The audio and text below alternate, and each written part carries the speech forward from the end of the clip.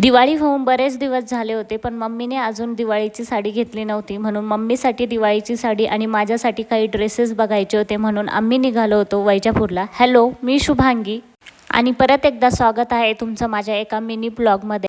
आणि दिवाळी होऊन बरेच दिवस झाले होते, म्हणून एवढी काही गर्दी वाटत नव्हती आम्हाला वैजापूरमध्ये. नाहीतर दिवाळी पिरियडमध्ये खूप अशी गर्दी असते वैजापूरमध्ये. आता एवढी काही नव्हती, म्हणून म्हटलं चला आपण साड्या वगैरे बघू.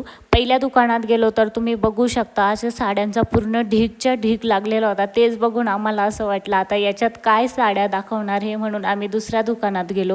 आणि तुम्ही जर वैजापूरचे असाल तर तुम्हाला हे दुकान माहितीच असेल, स्पेशली साड्यांसाठीच असतं. आणि तिथे सुद्धा आम्ही बऱ्याच साड्या बघितल्या. काही साड्या आवडत होत्या तर त्याचा कलर आवडत नव्हता, आणि ज्याचा कलर आवडला त्याची डिझाईन आवडत नव्हती, आणि हेच होत होतं.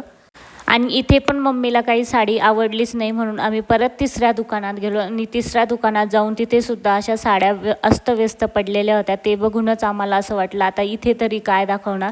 तरी त्यांनी थोड्याफार साड्या वगैरे दाखवल्या, पण त्यांचा खूप असा डार्क वगैरे कलर होता, म्हणून मम्मीला ते पण आवडल्या नाही. त्यानंतर सगळ्यात पहिले ज्या दुकानात गेलो होतो त्याच दुकानात गेलो आणि तिथे साड्या खरेदी केल्या आणि माझे ड्रेससुद्धा घेऊन घेतले. आणि त्याच्यानंतर घरी आल्यावर मस्त असे जिलेबी आणि पेढा एन्जॉय केला. आम्ही खूप थकलेलो होतो, त्याच्यासाठी मग आम्ही खिचडीच बनवली होती जेवणासाठी. सगळ्यांनी जेवण एन्जॉय केलं आणि मस्त असा दिवसाचा शेवट केला. Bye, take care.